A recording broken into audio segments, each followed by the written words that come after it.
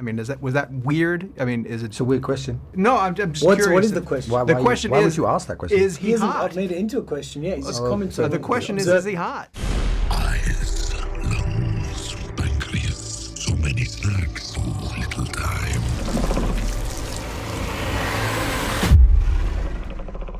Can we How just about talk that? a bit about the Hey? physicality of choreographing the fights? He's a dancer, and he has been for ballet, some time now. Ballet. Okay. From a No, don't very young lie. age, and Not just ballet. Jazz. Yes, as contemporary well. jazz. Contemporary jazz and ballet. Okay. And I showed him a little bit with what's what. We did a little bit of that. He turned out to be a bit of twinkle toes. I have it been known. I'm a little fleet of foot. It's not my main. It's not my primary weapon in my arsenal. This is a piece of me, this. Oh yeah, I love this stuff. But it it's was one good for of you to them- bring out and dust off one of your original skill sets, like Exactly. Christopher Walken, and he's a very Yeah. good tap dancer as well, Thank which he's you. not being honest. Why was this not explored in the movie? The is. musical Well, sequence? the reason was because he could only get into the ballet vibe wearing a tutu, and we couldn't do that on camera. So it was like, Tom, you've got to take off the tutu. He goes, take off the tutu, I'm not going to do the ballet. So then the ballet didn't. To be fair, you're just throwing me under the bus for giggles, but he's an exceptional dancer. If you're going to stay, you will only hurt bad people. The way I see it, we can do whatever we want. Do we have a deal? A lot of times as actors you get to play resisting the draw of the symbiote, and sometimes it's embracing the power of the symbiote. Can you just talk about separating those and which one was a little bit more fun to play and how you chose to play them? Symbiotes just take you for a run. You don't really get a choice. Like Winston Churchill's Black Dog or his depression concept, it would take me for a run, he used to say. And no matter how much you defend, I think as the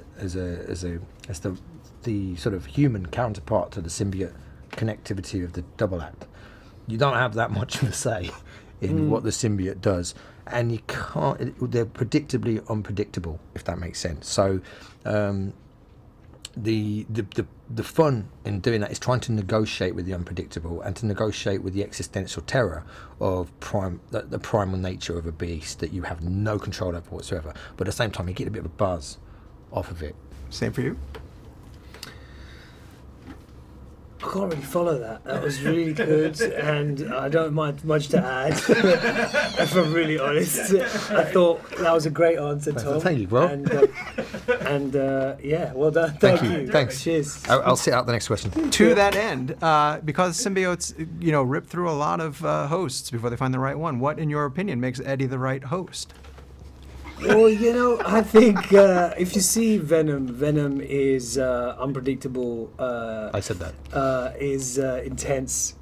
Is more concerned with whether or not he's eaten rather than thinking in terms of good and evil. Sure. And if you know Tom, that's very similar to Tom.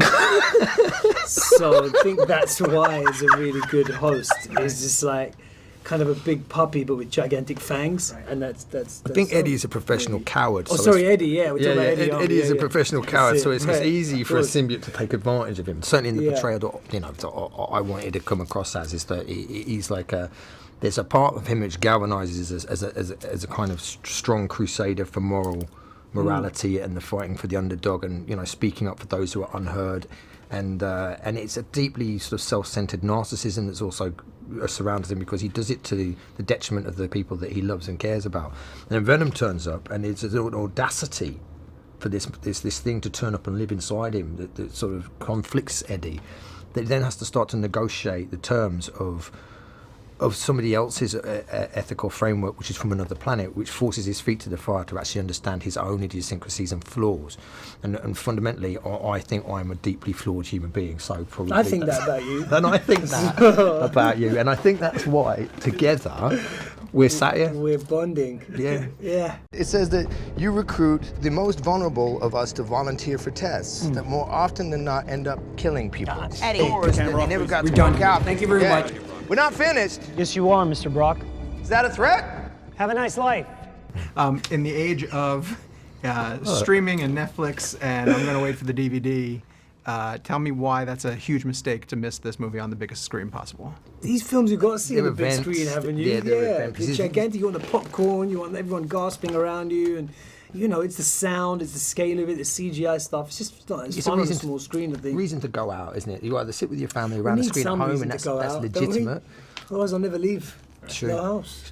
And last one, real fast. You know, the reaction to Venom when we first saw in early promos was social media thought he was sexually attractive, that he was hot. I mean, was that weird? I mean, is it? It's a weird question.